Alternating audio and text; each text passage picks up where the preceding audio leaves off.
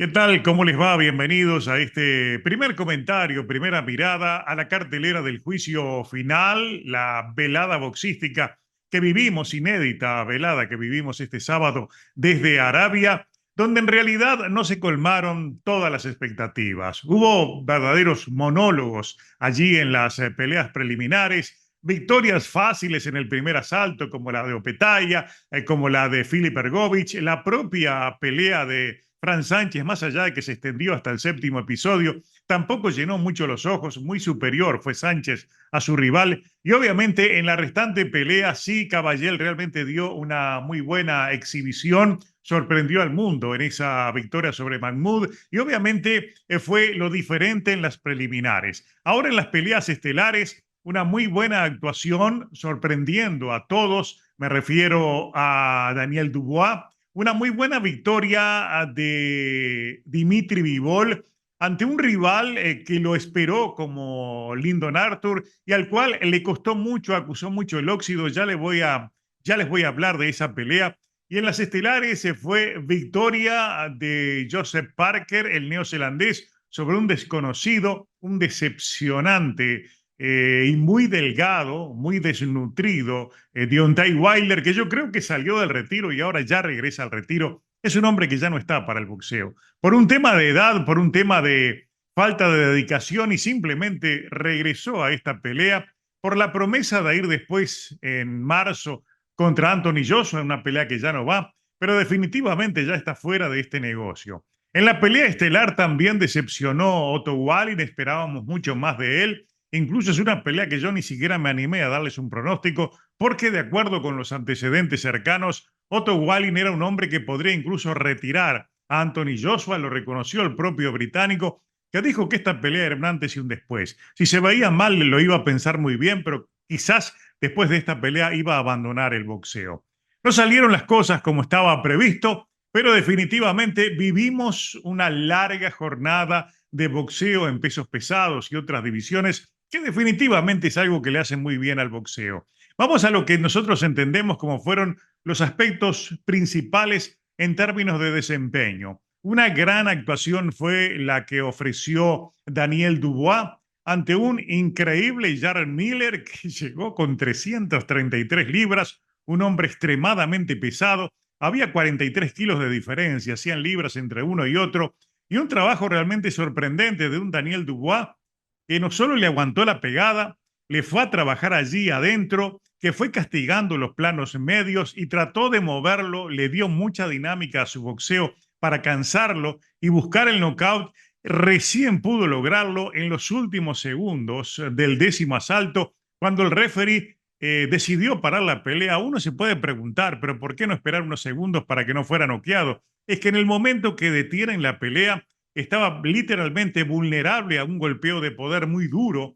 Jarrell Miller contra las cuerdas no se estaba protegiendo ni tampoco estaba bloqueando los golpes que le llegaban. Yo creo que fue correcta la detención de la pelea y se da entonces lo que habíamos pronosticado, una victoria por nocaut de Daniel Dubois. Creíamos que iba a ser más temprano, pero Jarrell Miller, pese a todo ese enorme exceso de tonelaje, es un hombre que logra moverse por el cuadrilátero, logra ir aguantando el cardio, pero allí desde el séptimo y el octavo ya estaba tirando bombazos que no sabía para dónde los tiraba. Estaba por inercia manteniéndose allí fuerte delante de un Dubois que trabajó durante toda la pelea, que le aguantó la mano, que conectó golpes desde todos los ángulos y mostró una versión renovada de un Dubois que parece estar en condiciones de ir nuevamente por algún tipo de título mundial. Es decir, pronto lo vamos a ver con alguna pelea importante donde haya algún título en juego, por lo que mostró en esta pelea. Después vimos a Dimitri Bivol, había una enorme expectativa, para mí era la pelea más importante, la del ruso.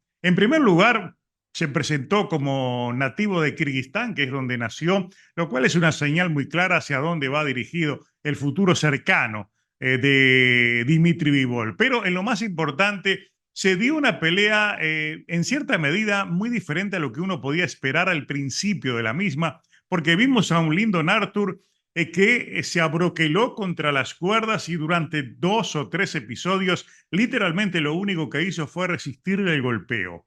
Uno podía creer que había salido Dimitri Bivol a buscar el knockout y hasta yo creí que podía darse en algún momento que le pararan la pelea, porque realmente lo único que hacía era protegerse con una guardia hermética, digamos, soportando un castigo muy duro de un Dimitri Bivol que es muy rápido, que tiene facilidad, es muy versátil en el golpeo, pero le falta poder de remate. Ese es su gran defecto, su gran problema. Y en esta pelea se notó eso en los primeros asaltos. En primer lugar, mostró un poco de óxido, falló incluso golpes en ese momento, se los quitaba de manera muy fácil allí con un simple movimiento, sin salir de las cuerdas, Lyndon Arthur, pero era un monólogo en términos de un golpeo permanente y sistemático de un Dimitri Bivol que hasta en cierto momento se cansó de golpearlo. Allí por el cuarto o el quinto reaccionó el británico y comenzó a salir al campo abierto, a soltar algunos golpes y lo más importante, cada vez que Lyndon Arthur conectaba a la zona media, fundamentalmente allí debajo de la costilla del lado izquierdo de Dimitri Bivol, lo sentía, daba el paso atrás, esgrimía, digamos, exteriorizaba un gesto de dolor y yo creo, incluso yo lo comenté con algunos de mis seguidores allí en las redes sociales, que si Lyndon Arthur hubiera tenido un poco más de coraje, hubiera salido con más ganas a buscar la pelea, estoy seguro que si le sigue insistiendo por la zona media, en algún determinado momento podría lograr una caída y quizás dar el gran batacazo, porque lo que demostró en cierta medida es que es flojo de ese lado. Los golpes que le llegaron, los pocos golpes que le conectó por allí Lyndon Arthur, lo sintió el ruso y realmente tuvo que recular. Fueron los momentos en los cuales él se detenía, se tomaba descanso precisamente cuando lo castigaba la zona media. Pero fue por algunos momentos. En general fue un monólogo de Dimitri Bivol que se sacó el óxido, que pudo trabajar en esa facilidad que él tiene de entrar, golpear y salir, de repente ir al ángulo a seguir golpeando, pero no tuvo delante un rival que le exigiera. Al final, en el 11º asalto, ya terminando el mismo, fue tan ostensible el castigo que puso la rodilla en la lona. Se presumía que iba a llegar el knockout, pero terminó el asalto y logró sobrevivir Lyndon Arthur y después logró llevar la pelea hasta el final. En el 12º fue una amplia victoria en las tarjetas de Dimitri Bivol, que de esta manera entonces queda listo para ir a buscar los grandes combates. Se supone que en el transcurso del 2024 deberá unificar contra Artur Beterbiev. Creo que quedaron ya las cosas listas para que esa pelea se pueda llevar a cabo. Victoria entonces en algunos momentos deslucida, nos hubiera gustado ver otro tipo de Lyndon Arthur, tomando más riesgos en esta pelea y soltando más metralla. De acuerdo con los números de CompuBox, duplicó los golpes lanzados, más que duplicó los golpes lanzados y conectados Dimitri Bivol a un Arthur que llegó a sobrevivir y en definitiva fue lo que logró llegar al 12º episodio. Insisto, si hubiera trabajado un poco más con golpes al cuerpo, quizás la historia hubiera sido diferente.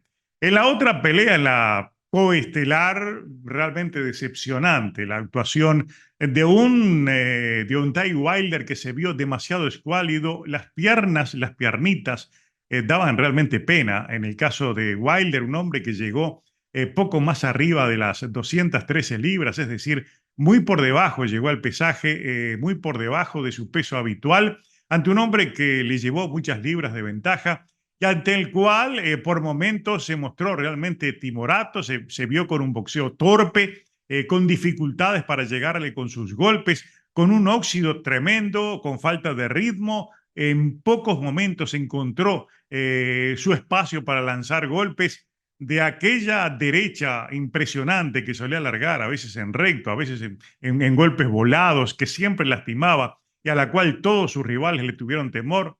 Brilló por su ausencia. Y un Joseph Parker, sin ser grandes cosas, lo trabajó desde afuera. Nosotros esperábamos lo contrario, que fuera el de la iniciativa, precisamente de Deontay Wilder, y Joseph Parker fuera el que se metiera por momentos a tratar de evitar ese golpe largo que tiene, que es muy peligroso, quitarle el trayecto a los golpes de Deontay Wilder, pero fue todo lo contrario. El que se quedó afuera tratando de no entrar, el que se estuvo caminando permanentemente el cuadrilátero huyendo del neozelandés, fue precisamente Deontay Wilder, la sombra de Wilder que vimos, y pudo terminar de peor manera. Yo creo que si hubiera sido una pelea más franca, si no hubiera caído Joseph Parker en ese boxeo confuso que le impuso cada vez que iba a la corta distancia, hasta lo pudo noquear, pero nunca le llegó con un golpe limpio y en definitiva se llevó la pelea fundamentalmente por el dominio. Tuvo permanentemente la iniciativa Parker,